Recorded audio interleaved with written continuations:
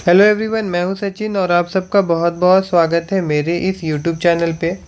और आज का जो वीडियो है वो मैं क्लास 12th के बच्चों के लिए बना रहा हूं और जो सब्जेक्ट है वो मैथ है और जो चैप्टर है वो है मैट्रिसेस। और आज का जो टॉपिक है वो है आपका transpose of matrix. Transpose of matrix क्या होता है तो देखिए, एक बार मैं डिफिनेशन पढ़ देता हूँ। यहाँ बोला जा रहा है, इफ़ ए एक मैट्रिक्स है, m इंटू एन मैट्रिक्स है, क्या है, then the matrix obtained by interchanging the row and column of A is called transpose. मैं आपको समझा देता हूँ। अगर एक मैट्रिक्स है, जैसे यहाँ पे दिया हुआ है, फिर भी मैं एक बार यहाँ लिख के समझा दे रहा हूँ, 3√3 0, ठीक है, और 5 1 और -1/5। अब इसका जो रो है उसको मैं कॉलम में कर दूंगा। जैसे देखिए, ये इसका रो है, ये रो 1 है ना। अब ये मैं इसको कॉलम 1 में अगर बदल दूं, 3 और 5 ये कॉलम में आ गया। उसके बाद ये जो रो 2 है इसको भी मैं कॉलम में बदल दूं, √3 और 1। और उसके बाद में फिर यहाँ पे रो 3 जो है इसको भी मैं कॉलम में अगर बदल दूं, -1/5 और 0 और -1/5, ठीक है ना। तो अगर ये A है तो ये क्या कहलाएगा, ये A ट्रांसपोज कहलाएगा। बस वही चीज़ इसमें बोला गया है कि अगर एक मैट्रिक्स है, then the matrix obtained by interchanging the row and column of A is called transpose of A। I hope कि आप सबको ये समझ में आया होगा, ठीक है ना। और फिर भी एक बार मैं समझाऊंगा, गौर करिए। ये आपका यहाँ पे रो में था, यहाँ पे ये कॉलम में आ गया, ये आपका रो में था, यहाँ पे ये कॉलम में आ गया, यहाँ पे ये आपका रो में था और यहाँ पे कॉलम में आ गया। तो इस कारणवश यहाँ पे ये जो ए मैट्रिक्स था ना, जब इसको हम लोग इंटरचेंज कर दिए रो और कॉलम को, तो ये क्या बन गया, ये आपका ए ट्रांसपोज बन गया, ठीक है। और वो हम लोग दिखाते हैं इस तरह से, जैसे ए एक मैट्रिक्स है तो इसका ट्रांसपोज के लिए हम लोग ऐसे दिखा देते हैं, ठीक है। आई होप कि आप सबको क्या समझ में आ गया होगा, ट्रांसपोज ऑफ मैट्रिक्स समझ में आ गया होगा। नेक्स्ट, अब हम लोग बात करते हैं इसका कुछ प्रॉपर्टी के बारे में। Property of transpose of A matrix.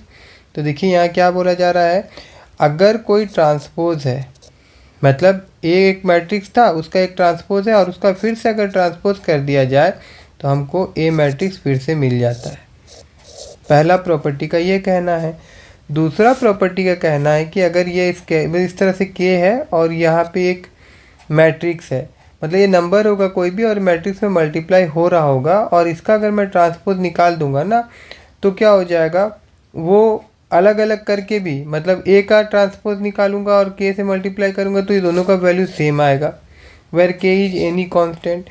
फिर अगर मान लीजिए ए प्लस बी का अगर हम लोग ट्रांसपोज निकालते हैं और ए का ट्रांसपोज और बी का ट्रांसपोज अलग से निकाल के भी जोड़ते हैं तो दोनों सेम निकलेगा। उसी प्रकार से ए इंटू बी का ट्रांसपोज निकालेंगे और बी का ट्रांसपोज और ए का ट्रांसपोज निकालेंगे तो सेम होगा। इसके लिए समझने के लिए यहाँ पे कुछ एग्जांपल दिया गया है। जैसे पहले यहाँ पे देखिए, ए एक मैट्रिक्स दिया हुआ है, तो सबसे पहले यहाँ पे हम लोग ये चीज़ देख लेते हैं। पहले ए का ट्रांसपोज निकाल लेते हैं। देखिए, अगर ए का ट्रांसपोज मैं निकालूँ, ए एक मैट्रिक्स है, यहाँ दिख रहा होगा आपका, इसका ट्रांसपोज क्या हो जाएगा, इसका ट्रांसपोज हो जाएगा 3√3 और फिर 2 और यहाँ पे हो जाएगा आपका 4 2 0। अब ए ट्रांसपोज का ट्रांसपोज निकाल दीजिए, ए ट्रांसपोज का ट्रांसपोज निकाल दीजिए, तो अब क्या हो जाएगा, देखिए 3 4√3 2 और फिर 2 0। तो एक बात बताइए कि जब हम लोग ए ट्रांसपोज का फिर से ट्रांसपोज निकाले तो क्या हम लोग को ए मैट्रिक्स नहीं मिल गया। देखिए यही मैट्रिक्स मिल गया ना। नीचे में फिर मैं दिखा देता हूँ। देखिए यहाँ पे यहाँ पे ए मैट्रिक्स था, ए मैट्रिक्स का ट्रांसपोज किया गया तो ये मिला, और फिर ये ट्रांसपोज का फिर से जब ट्रांसपोज किया तो फिर से मेरे को ए मैट्रिक्स ही मिल गया। ठीक है, आई होप कि आप सब समझे होंगे। फिर नेक्स्ट में यहाँ पे एक मैट्रिक्स ए है, एक मैट्रिक्स बी है, तो ए प्लस बी को पहले यहाँ सॉल्व किया गया। अब ए प्लस बी कैसे किया जाता आप सबको पता होगा। 3 को 2 के साथ जोड़ा गया तो 5 आया, √3 को -1 के साथ जोड़ा गया तो √3 -1 आया, 2 को फिर 2 के साथ जोड़ा गया तो यहाँ पे 4 आया, है ना। ठीक है, उसी प्रकार से अब देखिए 4 को 1 से जोड़ा गया तो यहाँ 5 आया, 2 को 2 से यहाँ जोड़ा गया तो 4 आया, 0 को 4 से जोड़ा गया तो यहाँ 4 आया। ठीक है ना। अब यहाँ पे a प्लस बी निकालने के बाद में a प्लस बी का ट्रांसपोज निकाल दिया गया तो क्या हुआ, यहाँ पे सिंपल सा ट्रांसपोज तो निकालना आ गया होगा आपको, है ना। ये पूरा का पूरा रो यहाँ पे कॉलम बन गया और ये पूरा का पूरा रो यहाँ पे कॉलम बन गया। ठीक है ना। तो उसके बाद में फिर क्या किया गया, a को अलग से ट्रांसपोज किया गया, b को अलग से ट्रांसपोज किया गया, और फिर इन ट्रांसपोज को जोड़ दिया गया। जैसे 3 को 2 से जोड़ा गया तो 5 आ गया, 4 को 1 से जोड़ा गया तो 5 आ गया, √3 -1 मतलब √3 -1 आ गया, 2 + 2 4 आ गया, 2 + 2 4 आ गया, 0 + 4 4 आ गया। अब गौर से देखिए क्या ये वैल्यू और ये वैल्यू इक्वल है कि नहीं है। तो इस तरह से ये भी प्रूफ हो गया ना कि जब a प्लस बी का हम लोग ट्रांसपोज निकालेंगे और अगर a का ट्रांसपोज अलग से और b का ट्रांसपोज अलग से निकाल के भी इनका सम किया जाएगा तो दोनों का वैल्यू इक्वल आएगा। ठीक है। अब देखिए यहाँ पे जैसे b में अगर हम k को मल्टीप्लाई कर दिए तो इसका वैल्यू कुछ इस प्रकार से हो जाएगा, सब में k मल्टीप्लाई हो जाएगा ना, k2 के साथ k -1 के साथ k2 के साथ k1 के साथ में k2 के साथ में k4 के साथ में, इस तरह से मल्टीप्लाई होगा। और हम लोग को यहाँ पे 2k -k 2k इस प्रकार से वैल्यू मिल जाएगा, है ना। अब यहाँ पे देखिए k और a ट्रांसपोज यहाँ पे जो दिया हुआ था तो इसका अगर हम लोग निकालेंगे तो इसका ट्रांसपोज हो गया ना, ये आपका जो रो था यहाँ कॉलम बन गया, ये जो रो था यहाँ कॉलम बन गया। ठीक है। और उसके बाद में इन सब से हम लोग क्या कर सकते हैं, k को कॉमन ले जा सकते। जैसे k को कॉमन ले जाएंगे तो मेरे को यहाँ क्या मिल जा रहा है, देखिए तो यहाँ पे गौर करिए, मेरे को यहाँ पे क्या मिल गया, k और उसके बाद में 2 -1 2 1 2 4। तो यहाँ पे जो b मैट्रिक्स था, b मैट्रिक्स क्या था, 2 -1 2 1 2 4 था, है ना। ये b था, ये सॉरी ये क्या था, ये b था। तो b ट्रांसपोज क्या होगा, b ट्रांसपोज यहाँ पे आपका b ट्रांसपोज क्या हो जाएगा, देखिए 2 1 हो जाएगा, है ना। उसके बाद -1 2 हो जाएगा और 2 4 हो जाएगा, है ना। ये इसका ट्रांसपोज निकल जाएगा।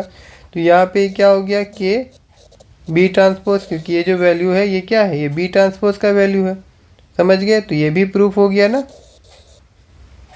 उसके बाद में फिर आगे यहाँ पे एक एग्जांपल दिया हुआ था। यहाँ पे क्या बोला गया था कि अगर ए बी का पहले प्रोडक्ट निकाल दिया जाए और फिर उसका ट्रांसपोज किया जाए, और या तो फिर बी का ट्रांसपोज और ए का ट्रांसपोज निकाल के इनका प्रोडक्ट निकाल दिया जाए, तब भी वैल्यू क्या आएगा, सेम आएगा। तो यहाँ पे देखिए ए और बी लिया गया है। अब यहाँ पे ए बी निकाल दिया गया, ए बी निकालने पर ये आया। आप सबको इसका मल्टीप्लिकेशन पता होगा ना, कैसे मल्टीप्लाई किया गया होगा इसको।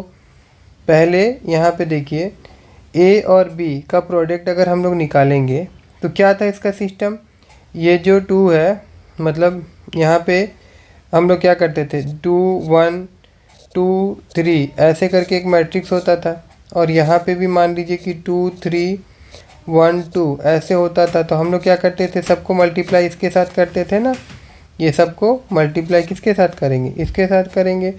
तो उसी प्रकार से यहाँ पे तो ये है, तो ये किसके साथ मल्टीप्लाई होगा, इसके साथ मल्टीप्लाई होगा, तो क्या आएगा, -2 आएगा। उसके बाद में फिर ये किसके साथ मल्टीप्लाई होगा, इसके साथ मल्टीप्लाई होगा, तो ये आपका -6 आ जाएगा। और फिर ये किसके साथ मल्टीप्लाई होगा, इसके साथ मल्टीप्लाई होगा, तो यहाँ पे क्या आ जाएगा, 12 आ जाएगा, माइनस माइनस प्लस हो जाएगा। फिर ये इसके साथ मल्टीप्लाई होगा, फिर ये इसके साथ मल्टीप्लाई होगा। इसी तरह से देखिए मल्टीप्लिकेशन निकल जाएगा, है ना।